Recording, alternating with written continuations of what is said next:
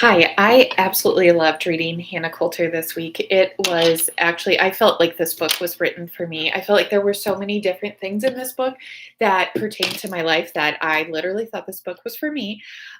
So, this book to me had the elements of education, wanting us to have higher education, wanting your children to go to college, wanting to learn, wanting you to soar your own wings and grow, see the world, travel. And I feel like that spoke so much to me because my oldest has already graduated from college, and my middle child is going to be going off to college in only like 30 days from now. And I'm really struggling with that right now. So, reading this book made me just realize that you need to let your children go. You need to let them have that higher education, travel the world, and see where they're going to blossom off into. So, I feel like this book spoke so many volumes to me with that. I also feel like this book also got on the knowledge of relationships.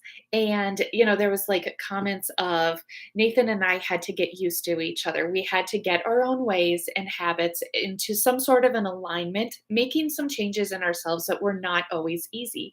And I just think about this in any type of relationship that you are still your own individual person, but you also have to mesh together. And so you do want to have those same kind of characteristics, that you want to have the same beliefs of where do we go to church and how do we want to raise our children and what are our views on education and homework and all of those kinds of different things. And so I felt like this book also, hit the knowledge of education, hit it on relationships, and then like what spoke to me so much was about grief. And, not so many people go through such a tragic loss in life, but my husband passed away 4 years ago. And I still feel like I'm actually still on the grief journey myself in some sort of ways, but we don't need to go into all of that. But there was lines in here where it was when she talked about how Miss Aura made me come out of my loneliness. She would ask me questions. She would ask me things. She was conscientiously standing in for grandmom. And I just thought this was so nice because she was probably missing her grandma. She was all by herself and she was lonely. And there were at times when this other woman, who was just another woman, just conscientiously sought her out and was like, I am going to be her friend. I'm going to say, come and join me for dinner. Come and just go for a walk with me. And I feel like that's what we need to do in our own community, is just be there for others in all walks of life.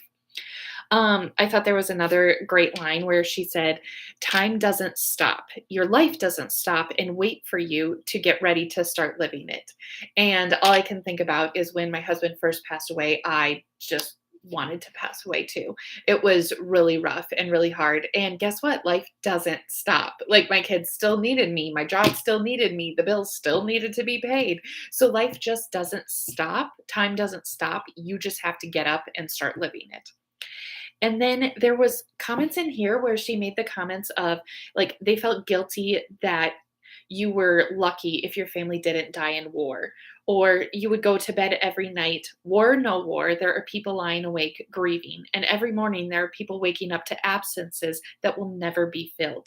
And she just always would say the comment, we're fine. And you just kind of think of those things of people who actually have family members who go off and fight in the war or in the army, or people who during this time period went off and fought in the war.